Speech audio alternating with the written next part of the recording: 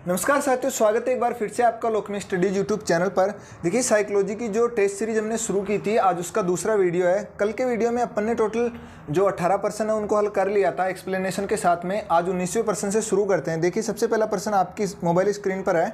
निम्न में से किस सिद्धांत के अनुसार शरीर मर जाता है परंतु जीव अमर रहता है? ऑप्शन नंबर ए है Stanley Hall, option number B है लेमार्क, सी है पियाजे और डी है बीजमैन। देखिए, स्टैनली हॉल जो है, इनको बाल विकास आंदोलन का जनक कहा जाता है। इन्होंने 1893 में अमेरिका से बाल विकास आंदोलन की शुरुआत की थी, इसलिए इनको बाल विकास आंदोलन का जनक कहा जाता है। लेमार्क जो है, लेमार्क ने अर्जित गुणों का सिद्धांत दिया था। इन्होंने कहा था कि जो जिराफ है उसकी गर्दन जो है अर्जित गुणों के कारण धीरे धीरे लंबी हो गई। पहले वो जो थी ऊँट की तरह उनकी गर्दन हुआ करती थी।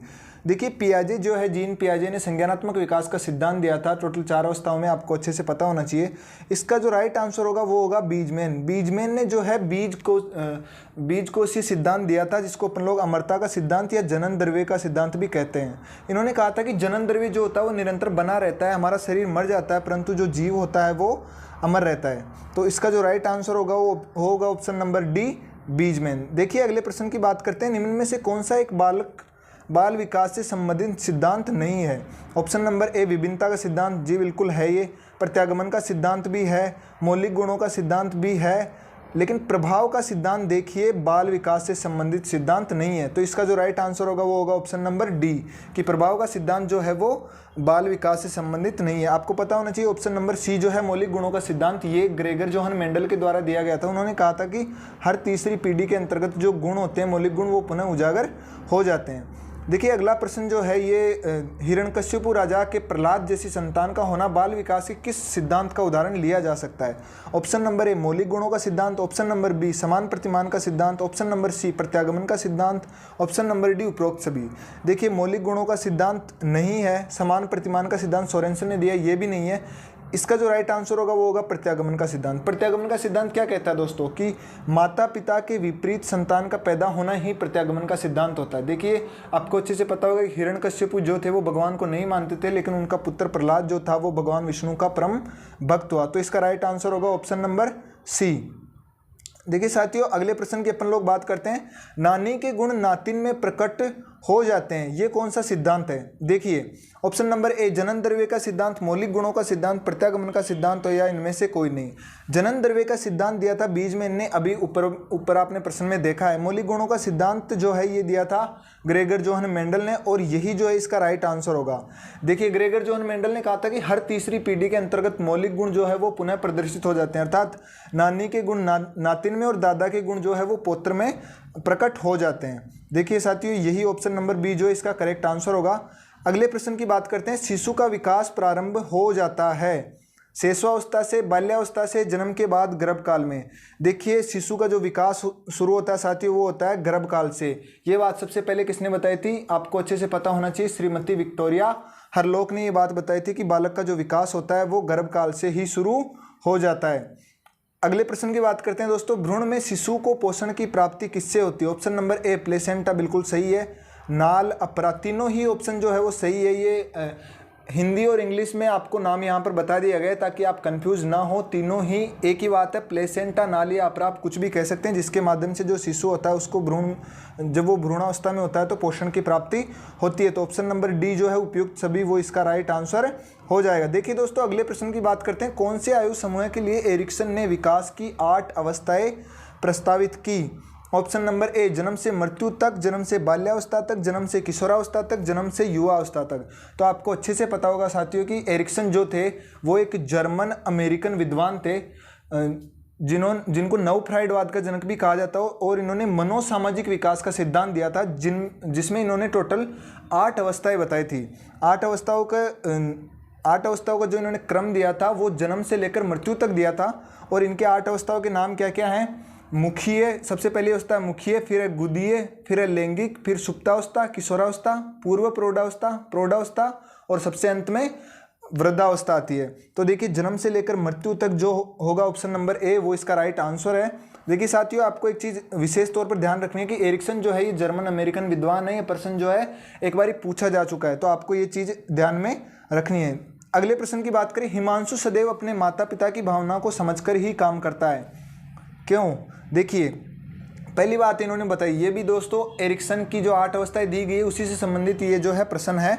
ऑप्शन नंबर ए, बचपन में माता पिता ने अधिक प्रेम दिया था। माता पिता उसके काम, वो जब काम करता है उस समय रोका टोकी अधिक करते हैं, वह माता पिता को बहुत प्रेम करता है। या ऑप्शन नंबर डी, पहचान एकात्मकता बनाम भ्रांति से कर्तव्यनिष्ठता पनप गई है। तो देखिए दोस्तों, ये जो विशेषता है ये है आपके एरिक्सन की जो 5वीं अवस्था है, किशोरावस्था, जिसकी आयु है 12 से 18 वर्ष। अर्थात किशोरावस्था के समय जो बालक होता है वो ये चाहता है कि मेरी जो पहचान हो घर वालों की नज़रों में अच्छी हो, इस कारण वो जो है पहचान या एकात्मकता बनाम भ्रांति के मध्य जो होता है वो संघर्ष करता है और इस समय उसमें कर्तव्यनिष्ठता पनप जाती है। तो इसका जो राइट आंसर होगा वो होगा दोस्तों ऑप्शन नंबर डी, एरिक्सन के मनोसामाजिक सिद्धांत से संबंधित ही ये प्रश्न आपको देखने को मिला है। अगला प्रश्न है साथियों कि सामान्य बालक प्रायः किस आयु में बोलना सीख जाता है। तो देखिए 6 माह, 11 माह, 24 माह या फिर 36 माह। तो आपको अच्छे से पता होना चाहिए कि एक बालक जो होता है सामान्य बालक वो 24 माह के अंतर्गत बोलना सीख जाता है। देखिए एक बालक जो होता है उसमें भाषा का विकास किस प्रकार से होता है। सबसे पहले वो जो है क्रंदन करता है, उसके बाद में जब 5 से 8 माह का जब शिशु होता है तब वो बलबलाना शुरू करता है, ऊ आई ऐसी कुछ आवाज़ें निकालना शुरू करता है स्वरों के आधार पर, जब जिनको अपन लोग कह सकते हैं। 11 से 12 माह का जब तक एक शिशु होता है तब तक वो पहला सार्थक शब्द बोलने लग जाता है और 12 माह का जो शिशु होता है वो लगभग 3 सार्थक शब्द बोलना सीख जाता है। लेकिन 16 से 24 महीने का जब बालक होता है तब वो 2-2 शब्दों को मिलाकर के बोलना सीख जाता है और परिवार के सदस्य, उसके अलावा घर की जो सामान्य वस्तुएं जो कि उसके काम में आती है उन सबका वो नाम जान जाता है। और लगभग 2 वर्ष की आयु तक जब तक बालक होता है तब तक उसमें भाषा का विकास हो जाता है। आपको यहीं पर एक बात और ध्यान रखनी है कि 2 वर्ष का जो शिशु होता है उसका जो शब्दकोश होता है वो 212 से लेकर के 272 शब्दों तक का हो सकता है। वही एक 5 वर्ष का जो शिशु होता है उसका जो शब्दकोश होता है वो 2070 से लेकर के 2100 शब्दों तक का हो जाता है साथियों। अगले प्रश्न की बात करें, एक बालक के भाषा उपागम के लिए महत्वपूर्ण है। ऑप्शन नंबर ए, जिज्ञासा, अनुकरण या फिर उपयुक्त सभी। देखिए भाषा सीखी कैसे जाती है, सबसे पहले जिज्ञासा उत्पन्न होती है, उसके बाद में अनुकरण किया जाता है और उसके बाद में बार बार उसको दोहराया जाता है, उसका अभ्यास किया जाता है। ऑप्शन नंबर डी जो है उपयुक्त सभी, वो इसका राइट आंसर होगा। देखिए दोस्तों अगले प्रश्न की बात करते हैं, भाषा सदैव होती है। ऑप्शन नंबर ए, भाषा जन्मजात होती है, भाषा अर्जित होती है, कभी कभी अर्जित होती है, कभी कभी जन्मजात, या फिर उपयुक्त सभी। देखिए भाषा जो है वो जन्मजात नहीं होती है, भाषा को कोई भी बच्चा जो है जन्म से पूर्व से नहीं सीख करके आता है, भाषा हमेशा अर्जित होती है, व्यवहार के द्वारा भाषा सीखी जाती है। अनुकरण, मुख्य रूप से अनुकरण के द्वारा भाषा सीखी जाती है। सबसे पहले ऊपर वाले प्रश्न में जैसे आपने देखा कि सबसे पहले जिज्ञासा उत्पन्न होती है, फिर अनुकरण होता है, फिर अभ्यास होता है। तो भाषा जो उसका अर्जन किया जाता है और भाषा जो है अर्जित होती है। ऑप्शन नंबर बी जो है वो इसका राइट आंसर हो जाएगा। देखिए साथियों अगले प्रश्न की बात करते हैं, भाषा विचारों की अभिव्यक्ति का माध्यम है, ये कथन किसने दिया था। आपको अच्छे से पता होना चाहिए। भाषा जो इससे संबंधित 2 कथन है, एक तो कि भाषा विचारों की अभिव्यक्ति का माध्यम है, ये बात कही थी दोस्तों स्वीट ने। ऑप्शन नंबर बी जो वो इसका राइट आंसर होगा। उसके अलावा जो प्लेटो है वो भी एक बात कहते हैं, उन्होंने कहा था कि विचार जो है वो हमारी आत्मा की मूक बातचीत होते हैं, जब ये होठों से बाहर निकलते हैं तो ये ध्वन्यात्मक रूप ले लेते हैं, इसी को भाषा कहा जाता है। ये परिभाषा भी आपको याद रखनी है इसके साथ में। तो इसका जो राइट आंसर होगा वो होगा ऑप्शन नंबर बी, स्वीट।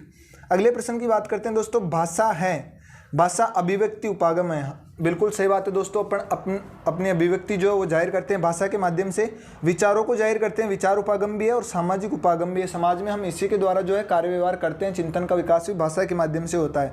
तो इसका जो करेक्ट आंसर होगा वो होगा ऑप्शन नंबर डी, उपयुक्त सभी। अगले प्रश्न की बात करते हैं, आत्म विनिमय से अभिप्राय है। ऑप्शन नंबर ए, शिशु द्वारा खाने पीने सोने के विशेष समय को संतुलित कर लेना, बालक के विकास पर निश्चित नियमों का लागू होना। ऑप्शन नंबर सी, विकासात्मक पर प्रवृत्तियों का बढ़ना। ऑप्शन नंबर डी, बालक के द्वारा घर वालों के आधार पर विकास करना। तो देखिए दोस्तों आत्म विनिमय जो है वो गेसेल के परिपक्वता सिद्धांत से संबंधित है। गेसेल जो है ये एक अमेरिकी विद्वान थे और इन्होंने 2 शब्द दिए थे, एक तो रेसिप्रोकल इंटरवीविंग और दूसरा दिया था आत्म विनिमय। आत्म विनिमय का अर्थ क्या होता है दोस्तों कि शिशु जो होता है वो अपने खाने पीने और सोने के समय को संतुलित कर लेता है और एक निश्चित टाइम, एक निश्चित रूटीन को फॉलो करने लग जाता है दोस्तों, उसी को आत्म विनिमय कहते हैं। तो इसका जो राइट आंसर होगा वो होगा ऑप्शन नंबर ए। तो देखिए दोस्तों अगले प्रश्न की बात करते हैं, बाल विकास का परिपक्वता सिद्धांत जो है वो किसके द्वारा दिया गया। अभी जैसा ऊपर वाले प्रश्न में आपने देखा अर्नोल्ड गेसेल के द्वारा, जो कि एक अमेरिकी विद्वान थे, आपको ये याद रखना साथियों। एरिक्सन जो थे इन्होंने मनोसामाजिक विकास का सिद्धांत दिया था, ब्रूनर के द्वारा संज्ञानात्मक विकास का सिद्धांत दिया गया था और जीन पियाजे के द्वारा भी संज्ञानात्मक विकास का सिद्धांत ही दिया गया था साथियों। अगले प्रश्न की अगर हम बात करें तो सामाजिक सांस्कृतिक संज्ञानात्मक विकास का सिद्धांत जो है ये किसने दिया था? ये दिया गया था दोस्तों आपको रूस के मनोवैज्ञानिक वाइगोत्स्की के द्वारा ये सिद्धांत दिया गया था। ऑप्शन नंबर डी जो है वो इसका राइट आंसर हो जाएगा। इसके अंतर्गत अगर बात करें आपसे कुछ इंपॉर्टेंट शब्दों की, तो आपको एक तो ZPD zone of proximal development जो है ये याद रखना है। उसके अलावा आत्म या निजी संभाषण और स्कैफोल्डिंग जो है ये तीनों शब्द इसी सिद्धांत से संबंधित है। अगले प्रश्न की बात करें, रेसिप्रोकल इंटरवीविंग शब्द का प्रयोग किस विद्वान के द्वारा किया गया? तो ये किया गया था साहब गेसेल के द्वारा। गेसेल जो है इन्होंने कहा था एक तो आत्म विनिमय और रेसिप्रोकल इंटरवीविंग। रेसिप्रोकल इंटरवीविंग का मतलब क्या होता है साथियों कि विकास के दौरान एक बालक जो होता है वो दो अलग अलग या विपरीत प्रवृत्तियों के मध्य में सामंजस्य या समायोजन कर लेता है, इसी को रेसिप्रोकल इंटरवीविंग कहा जाता है। और ये गेसेल के परिपक्वता सिद्धांत से संबंधित शब्द है साथियों। तो ऑप्शन नंबर सी इसका करेक्ट आंसर है। अगले प्रश्न की बात करते हैं, जेरोम एस ब्रूनर के सिद्धांत के अनुसार निम्न में से कौन सा एक ज्ञान प्रदर्शन का तरीका नहीं है? देखिए अगर इसकी बात की जाए तो क्रियात्मक जो होता है, बिल्कुल जन्म से लेकर के जो 18 माह तक का बालक होता है वो क्रियात्मक तरीके से अपने भाव या विचारों को प्रदर्शित करता है, तो इस क्रियात्मक बिल्कुल सही है। आध्यात्मिक इसमें नहीं होगा साथियों, प्रतीकात्मक भी होगा, जिसको प्रतिमात्मक भी अपन लोग कहते हैं। 1.5 से 6 वर्ष का बालक जो प्रतीकों के माध्यम से या उसी के आधार पर अपना जो है व्यवहार करता है ना। और संकेतात्मक जो होता है वो लगभग 6 वर्ष की आयु के बाद में जब बालक में भाषा का विकास हो जाता है और चिंतन का विकास भी हो जाता है, तो उस समय जो संकेतों के माध्यम से, और आपको पता होगा कि भाषा जो होती है वो संकेतों के माध्यम से चलती है। तो ये तीनों जो है क्रियात्मक, प्रतीकात्मक और संकेतात्मक, जेरोम एस ब्रूनर के जो सिद्धांत दिया गया था इनके द्वारा संज्ञानात्मक विकास का, उससे संबंधित है, लेकिन आध्यात्मक तरीके से वो ज्ञान प्रदर्शन नहीं करता है। तो ऑप्शन नंबर बी जो है उसका करेक्ट आंसर हो जाएगा। अगले अगर प्रश्न की मैं बात करूं तो कोहलबर्ग ने अपने सिद्धांत जो है, कोहलबर्ग का सिद्धांत आपको याद होगा, कोहलबर्ग जो है इन्होंने नैतिक विकास का सिद्धांत दिया था। उसके अलावा इन्होंने साइकोलॉजी ऑफ मोरल डेवलपमेंट नामक पुस्तक भी साथियों लिखी थी। इन्होंने अपना जो सिद्धांत है कितने चरणों में विभाजित किया था? तो दोस्तों आपको अच्छे से पता होना चाहिए कि कोहलबर्ग जो है इन्होंने अपना सिद्धांत टोटल 3 अवस्थाओं में दिया था। और अगर बात करें चरणों की तो प्रत्येक अवस्था में 2 चरण थे, अर्थात टोटल 6 चरणों में इन्होंने अपना सिद्धांत दिया था। ऑप्शन नंबर डी जो है वो इसका करेक्ट आंसर होगा साथियों, ऑप्शन नंबर डी कि टोटल 6 चरणों में इन्होंने अपना सिद्धांत दिया था। देखिए इनकी जो तीनों अवस्थाएं है, सबसे पहली अवस्था जो थी वो थी पूर्व परंपरागत या पूर्व रूढ़िवादी, जिसको अपन लोग प्री कन्वेंशनल स्टेज बोलते हैं। दूसरी थी परंपरागत रूढ़िवादी या कन्वेंशनल स्टेज, और तीसरी थी पोस्ट कन्वेंशनल स्टेज, जिसको अपन लोग उत्तर परंपरागत या पश्च रूढ़िवादी कह सकते हैं। तो आप कमेंट में बताएं कि आपके कितने जो प्रश्न हैं वो सही है। आगे भी हम लोग इसी प्रकार से लाएंगे वीडियोस रेगुलरली, रोज़ शाम 7 बजे आपको जो है साइकोलॉजी की टेस्ट सीरीज देखने को मिलेगी। देखिए बाल विकास और जो अधिगम है ये बड़े टॉपिक है, इनको कवर करने में थोड़ा वक्त लगेगा, लेकिन बाकी जो टॉपिक्स होंगे उनकी हम कोशिश करेंगे कि एक ही वीडियो में उनको कवर कर पाए। देखिए साथियों इसमें जितने भी जो प्रश्न बताए गए हैं ये या तो पहले आ चुके हैं एग्जाम्स में या फिर आने की काफ़ी ज़्यादा चांसेज है। अलग अलग जो बड़े बड़े टीचर्स हैं उनसे उनके द्वारा जो प्रश्न बताए गए थे वही प्रश्न इस वीडियो में कवर किए गए हैं। तो धन्यवाद साथियों, ऐसे ही और भी वीडियोज़ के लिए आप हमारे चैनल को सब्सक्राइब कर सकते हैं। Thank you.